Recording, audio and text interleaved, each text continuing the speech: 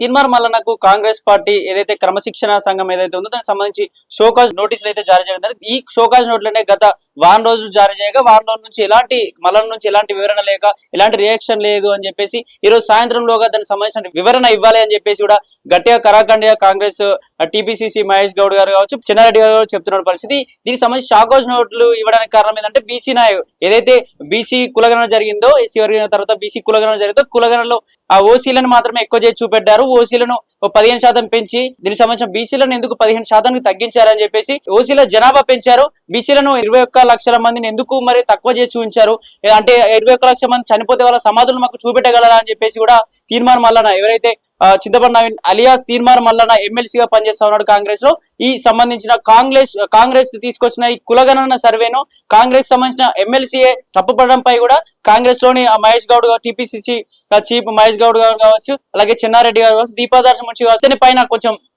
Enquiry కూడా చేసే ప్రయత్నం చేశారు.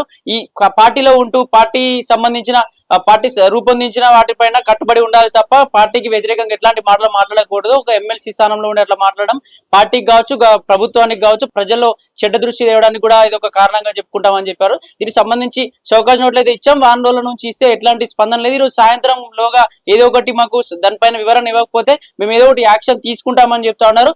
ఎక్కువగా కాంగ్రెస్ కార్యకర్తలు కూడా ఒకప్పుడు తీన్మార్ మల్లన్న అనే వ్యక్తి ఒకప్పుడు దళిత బహుజన వాదం ఎత్తుకొని దళితులను అట్లనే మోసం చేశాడు. ఇప్పుడు మేము కాంగ్రెస్ లోకి వచ్చినా కూడా కాంగ్రెస్ లో టికెట్ ఆశించి ఎమ్మెల్సీ పదవి ఆశించి వచ్చినా కూడా ఎందుకు కాంగ్రెస్ ని వ్యతిరేకిస్తా ఉన్నాడు, మరి ఇతను ఏదైనా బీఆర్ఎస్ కోసం పనిచేస్తా ఉన్నాడు, ఏదైనా బీజేపీ కోసం పనిచేస్తా ఉన్నాడు, కాంగ్రెస్ లో ఉన్న ఎమ్మెల్సీ కాంగ్రెస్ యొక్క ఏ నిర్ణయాలైనా ఆయన కట్టుబడి ఉండాలి తప్ప ఇట్లా వ్యతిరేకించద్దు అని చెప్పి కాంగ్రెస్ నాయకులు కావచ్చు, అందులో ఉన్న మంత్రులు కావచ్చు, అందరూ కొంచెం క్వశ్చన్ చేస్తా ఉన్నాడు పరిస్థితి. ఏదైతే దీనికి సంబంధించి మహేష్ గౌడ్ గారు కూడా వినడం జరిగింది, షోకాజ్ నోట్లు అయితే ఇచ్చారు.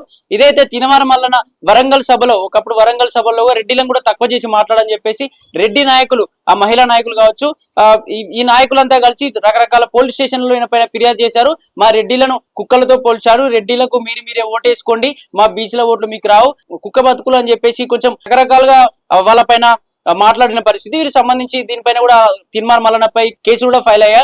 మరి ఇంత ఈ రెడ్డి ఏదైతే కొందరు కాంగ్రెస్ నాయకులు కావచ్చు, కొందరు ఇతర పార్టీల నాయకులు కావచ్చు, కొందరు ప్రజలు కావచ్చు ఏమనుకుంటున్నారంటే ఇవి రెడ్డిలు వద్దు, ఓసీలు వద్దు, ఈ రెడ్డిలు వీళ్ళు ఎవరు విలమల వద్దు అని అనుకుంటున్నావు, ఎందుకు రెడ్డిల పార్టీలో కండువ కప్పుకొని అందులో ఉన్నావు, నీదంతా రాజకీయ స్వలాభం కోసం మాత్రమే చేస్తా ఉన్నావు, ఒకప్పుడు ఆ పార్టీలో ఒకప్పుడు బీజేపీలో ఉన్నావు, ఒకప్పుడు టీఆర్ఎస్ ఒకప్పుడు టీఆర్ఎస్ లో వర్క్ చేస్తావు, ఎందుకు ఇట్లా పార్టీలు మారవలసి వస్తుంది, బీసీ ఎజెండా పెట్టుకున్నాను, బీసీ ఎజెండాలో ఉండాలి, ఒకప్పుడు దళిత బహుజన ఎజెండా కూడా ఎందుకు వేసుకోవాల్సి వచ్చిందని చెప్పేసి కూడా కాంగ్రెస్ లో నాయకులుగా ప్రశ్నించారు. కొందరు బీసీ సంఘ నాయకులు కూడా ఈ తీన్మార్ మల్లన్న మేము నమ్మబోము అని చెప్పేసి కూడా మీటింగ్లలో చెప్పిన పరిస్థితి. ఒకప్పుడు దళిత బహుజన వాదం అని చెప్పేసి దళితులను మోసం చేశాడు, ఇట్లా ఏదో అతని ఛానల్ కోసం ఏదో ఒకటి చెప్పి ఆయన పూట గడుపుకునే ప్రయత్నం చేస్తా ఉన్నాడు, సలాభం కోసం మాత్రం ఇట్లా చేస్తా ఉన్నాడు అని చెప్తున్నాను. ఇప్పటికైతే షోకాజ్ నోటీసులు అయితే గత వారం నుంచి ఇస్తాం, వారం అయిపోతుంది, వారం నుంచి మాకు ఎట్లాంటి వివరణ ఇవ్వలేదు తీన్మార్ మల్లన్న. కనీసం ఈ రోజు మేము సాయంత్రం వరకు టైం ఇస్తా ఉన్నాం, ఇవ్వకపోతే మేము ఎట్లాంటి డెసిషన్ తీసుకున్నా మీరు దానికి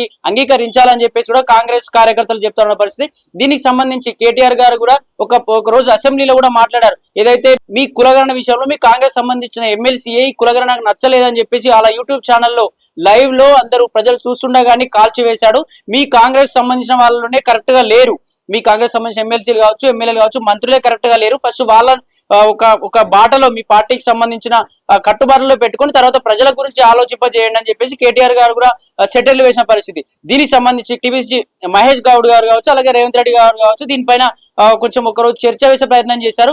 ఏదైతే తీన్మార్ మల్లన్న యొక్క విషయం ఏంటంటే ఇది జానారెడ్డి గారి యొక్క కుట్ర వల్లనే మాకు బీసీలకు అన్యాయం జరిగింది, ఈ జానారెడ్డికి ఎలాంటి సంబంధం ఉంది, ఈ బీసీ కులగణన మీటింగ్ జరుగుతున్నప్పుడు సమావేశం ఏర్పాటు చేసినప్పుడు జానారెడ్డి గారు ఎట్లాంటి పదవి ఉందని చెప్పేసి ఆ బీసీ కులగణన మీటింగ్ దానిలో ఎందుకు పాల్గొనాల్సి వచ్చింది, దానికి సంబంధించి జానారెడ్డికి అయినా పదవి ఉందా, కాంగ్రెస్ కార్యకర్త కాంగ్రెస్ సీనియర్ లీడర్ కావచ్చు, మేము కాదనం, కానీ ఈ వ్యక్తికి బీసీ కులగణనలో రెడ్డికి సంబంధించిన వ్యక్తికి ఎందుకు అందులో కూర్చోవాల్సి వచ్చింది, ఇదంతా కులగణన కాదు, ఇది ఓన్లీ జానారెడ్డి గారి యొక్క అంచనాల విలువ మాత్రమే, ఇది వాళ్ళ రెడ్డిలకు వాళ్ళ సామాజిక వర్గానికి మేలు చేయడం కోసం ఈ కులగణన చేశారు. చాలా మంది ఈ కులగణన కూడా చాలా మంది ప్రజలు వ్యతిరేకించారు, ఇతర పార్టీలకు సంబంధించిన ప్రజలు కావచ్చు, కొందరు ప్రజలు మాకు డీటెయిల్స్ ఎందుకు అడుగుతా ఉన్నారు, పర్సనల్ డీటెయిల్స్ ఎందుకు అడుగుతా ఉన్నారు, మాకు సంబంధించిన ఏదైనా ఆస్తులు ఉన్నాయా, మీకు సంబంధించిన ఏదైనా బండ్లు ఉన్నాయని చెప్పేసి చరాస్తులు స్థిరాస్తుల వివరాలు కూడా తీసుకున్నారు, ఇవన్నీ ఎందుకు తీసుకోవాల్సి వచ్చిందని చెప్పి చాలా వరకు ఇప్పటికి ఒక 30 నుంచి 40% మంది చాలా మంది ఈ కులగణలో పాల్గొనలేదు. ఆ పాల్గొన్న వారి వివరాలు మీరు ఎట్లా తీశారు,